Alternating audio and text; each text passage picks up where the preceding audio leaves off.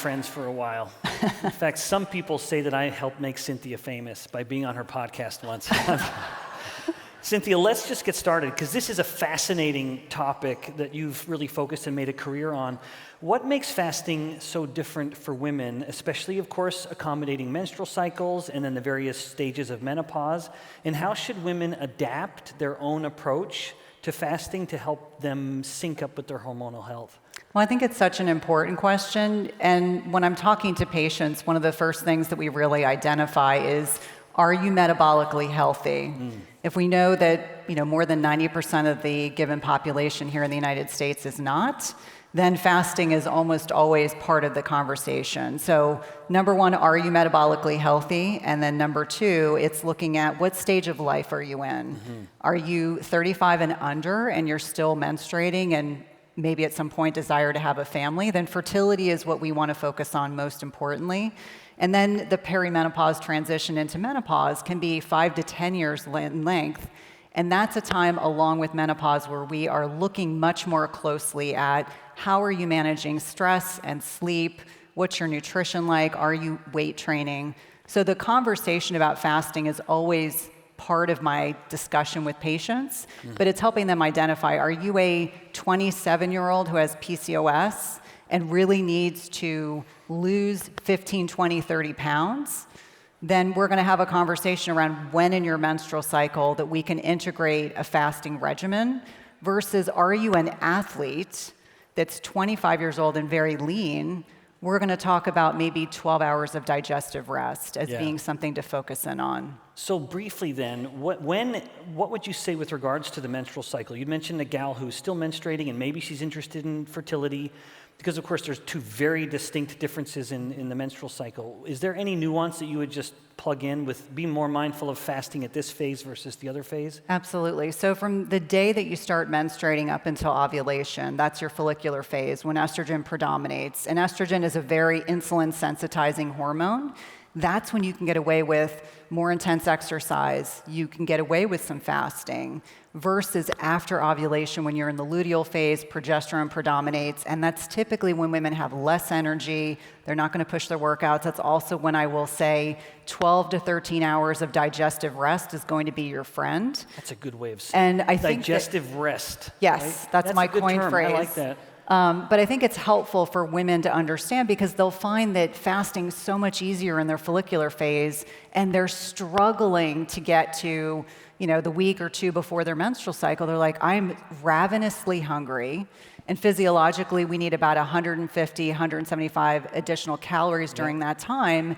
It's a time when, even if you're not planning on having a pregnancy, your body is very focused on different processes. And so I find that a lot of women, 12 to 13 hours still allows them to feel like they are getting some of the benefits of not eating so frequently, but also much more in alignment with their physiology. And the other dovetail to that is as women are navigating perimenopause, if they're not sleeping, they're not managing their stress, they're eating a garbage diet, they're not exercising. I always say you have to think about fasting as a hormetic stressor. It's beneficial stress in the right amount at the right time.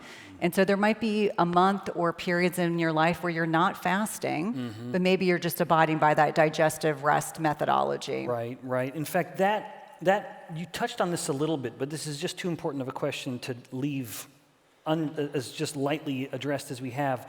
What would you say are the red flags in a fasting approach where the gal may look at it and say, I'm maybe doing more harm than help, like any of the symptoms you just mentioned or more?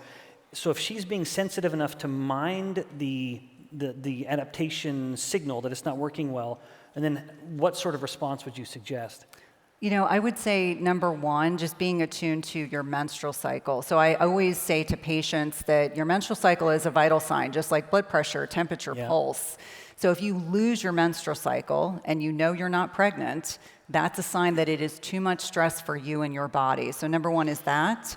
If women start losing their hair, if they're incredibly fatigued, if they find that all of a sudden they are not able to consume enough protein during their feeding window, those can be signs that there might be something that requires an adjustment.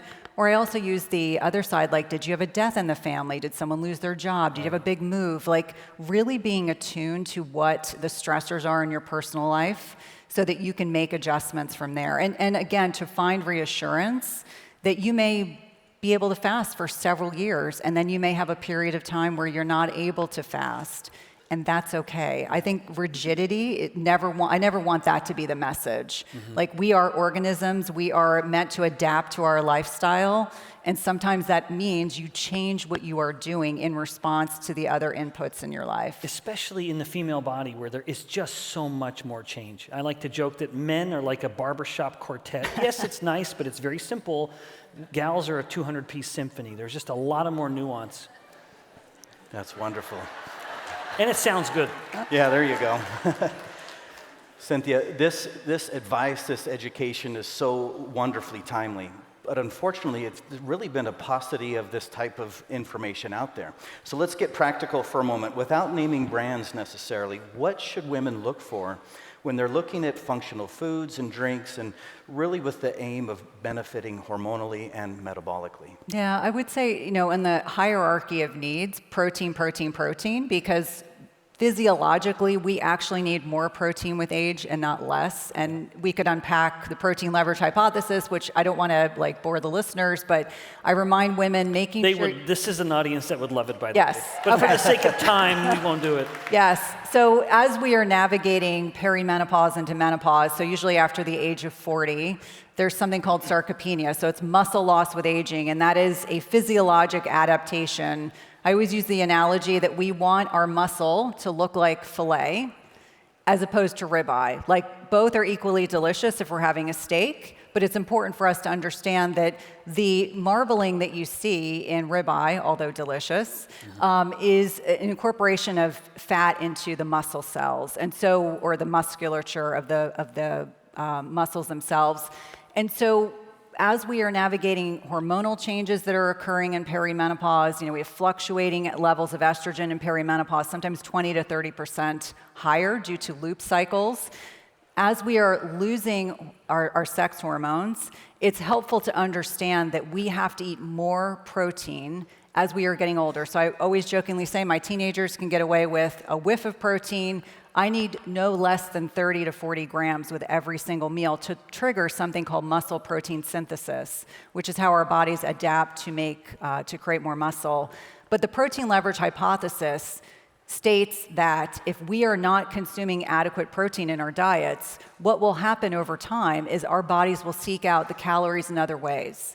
That's when the pantry is beckoning to you at night. That's when you find that you're having unusual cravings. And most of my patients don't eat enough protein during the day. They're eating a lot more fat and carbohydrates at night, which sets us up for poor metabolic health.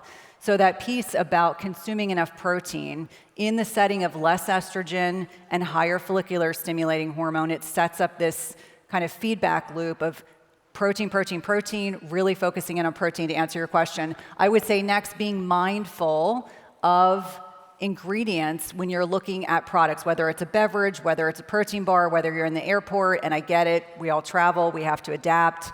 Helping people understand we want to be mindful of artificial sugars. We want to be mindful of things like seed oils. I think that for a lot of people, we are a very convenience-generated culture where we want things to be on the go, and I understand that. But I always say, simple is better. So when I'm talking to patients about nutrition, protein first, being mindful of ingredients if you're consuming products that are processed, and I'm a realist, but also being mindful of your sugar intake, because I think for many people, they don't realize that a lot of these processed sugars over time can be problematic, can raise insulin, which is what stores fat, as Dr. Fung was just talking about. And so I think those are two kind of key things that I would focus in on, just to be mindful of that. That's not to suggest that having a quarter cup of berries or half a cup of berries is detrimental. I'm talking about the processed sugars we want to avoid. Right, wonderful. Thank you, Cynthia. Okay, let's get into some rapid fire questions then, the fun ones, quick ones.